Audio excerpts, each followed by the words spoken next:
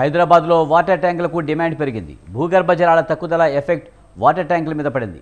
ఒకవైపు పెరుగుతున్న ఉష్ణోగ్రతలు, మరోవైపు నీటి మట్టం పెరగడంతో సిటీ శివారు ప్రాంతాల ప్రజలు వాటర్ ట్యాంకుల మీద ఆధారపడుతున్నారు.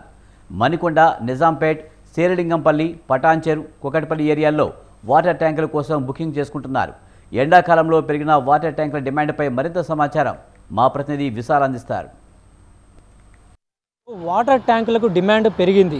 ముఖ్యంగా గత ఏడాది ఫిబ్రవరిలో 7.3 మీటర్ల వరకు నీటి మట్టం ఉంటే ఈ ఏడాది ఫిబ్రవరిలో 8.7 మీటర్ల వరకు కూడా నీటి మట్టం చేరింది.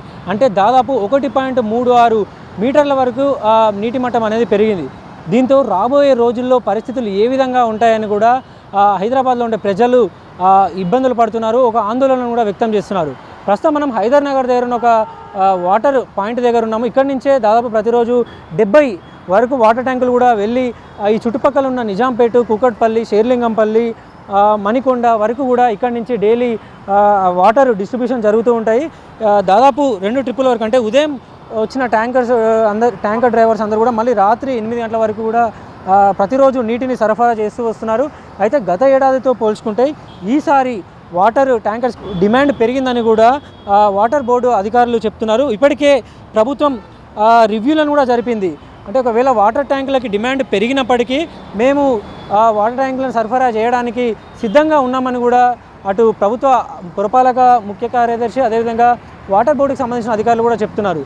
ఇక ఇప్పటికే తెలంగాణ హైకోర్టు రాష్ట్ర ప్రభుత్వానికి కొన్ని సూచనలు చేసింది. నీటిని పొదుపుగా వాడుకోవాలి, ఎందుకంటే రాబోయే రోజుల్లో మరో బెంగళూరుగా హైదరాబాద్ కాకుండా ఉండాలి. కాబట్టి ఇప్పటికే నీటిని పొదుపుకు సంబంధించి ప్రజల్లో అవగాహన కల్పించాలని అటు రాష్ట్ర హైకోర్టు రాష్ట్ర ప్రభుత్వానికి కూడా సూచనలు చేసింది.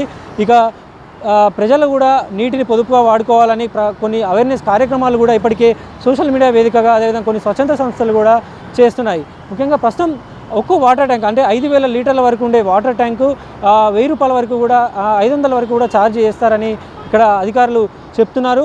అయితే వాటర్ ట్యాంక్స్ డిమాండ్, అదేవిధంగా వాటర్ ట్యాంకర్ సంబంధించిన డ్రైవర్లు కూడా అవసరం ఉందని, రాబోయే రోజుల్లో ఒకవేళ డిమాండ్ పెరిగితే తమ మీద ఒత్తిడి పెరుగుతుందని కూడా ట్యాంకర్ డ్రైవర్స్ చెప్తున్నారు.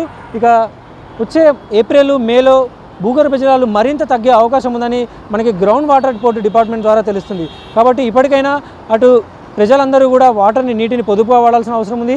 అదేవిధంగా రాబోయే రోజుల్లో ఇబ్బందులు దృష్టిలో పెట్టుకొని ప్రభుత్వం కూడా కొన్ని జాగ్రత్తలు తీసుకోవాల్సిన అవసరం